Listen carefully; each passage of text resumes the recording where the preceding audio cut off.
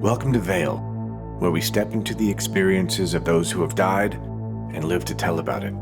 These accounts are not mine, and whenever possible, I'll list the source story in the show notes. Today's account is about a woman who dies during surgery and then meets Jesus before returning to her body.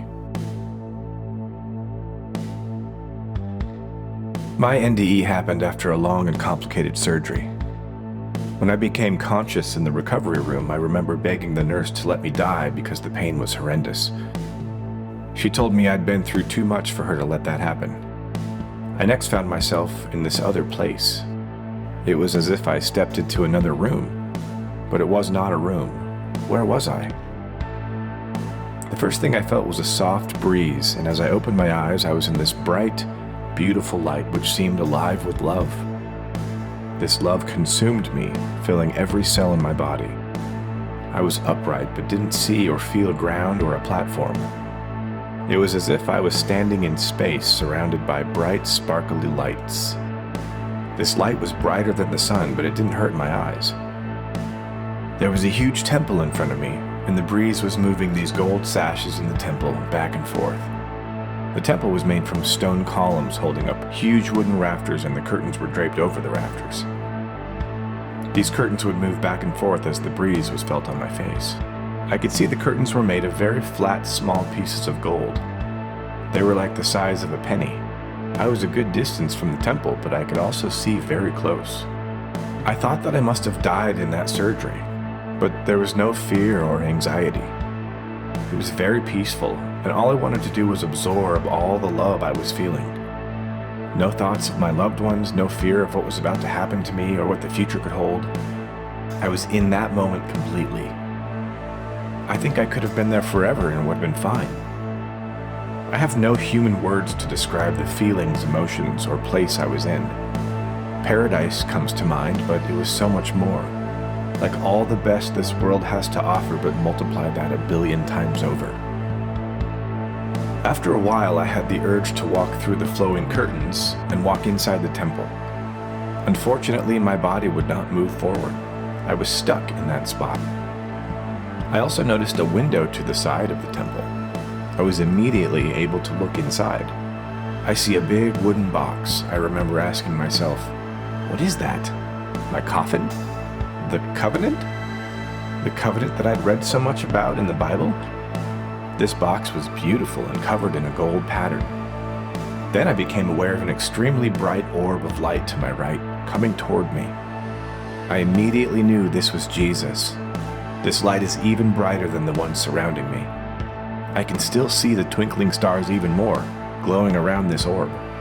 As it approaches, I start to see the outline of Jesus, but just his face. I make out a charcoal sketch of his face. It's an outline against all the whiteness and brightness surrounding. I don't know how much time passes, but the next thing I know, Jesus is speaking to me telepathically. I do not see his mouth moving, but I hear his voice. He says, "It is not your time yet. You have to go back. Everything's going to be okay. Tell them about me." No, I do not want to leave. I want to argue with him, with God, but I know it's no use. I try to look down. I understand what's happening, and I want to see my body before I go. I can move my head now. Jesus lets me see more. When I look, I don't see any part of my body, just a white robe with tiny sparkles shimmering all over it. It's extraordinarily beautiful. This is an incredibly emotional moment. I know the impossible is happening. I'm in the presence of God. I was filled with wonder, awe, and humility. No words can explain it completely. I believe it's something you can only know for yourself. It's a supernatural, indescribable joy and peace. Jesus lets me look around for the last time. I know he's sending me back now. He put thoughts of my family back in my head and all the people I will miss if I don't return. As I start thinking about them, the memories of my life start drifting back into my mind. In an instant, I'm back in my body and back in the recovery room. The pain is gone, and I can remember what had just happened. It's like being in the world, but not of it. It's a surreal but fleeting moment. Immediately, my thoughts start to race. Why did this happen to me? How will I be able to explain this without sounding ridiculous? My mind is scrambling as I try to put the pieces together. It's close to 9:30 p.m. at this point. I'm wide awake, so alive. The only thing I can think about is the experience of unconditional love. Nothing concerning my operation mattered anymore. I was feeling God's presence and still basking in His glow. Was I glowing too?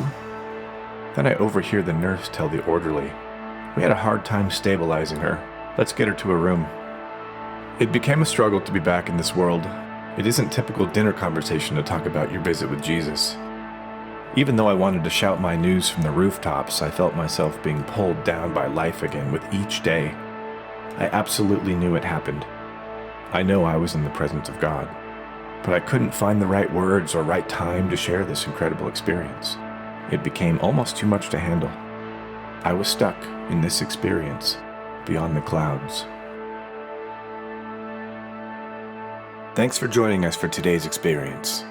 Be sure to like and subscribe for more content from Behind the Veil.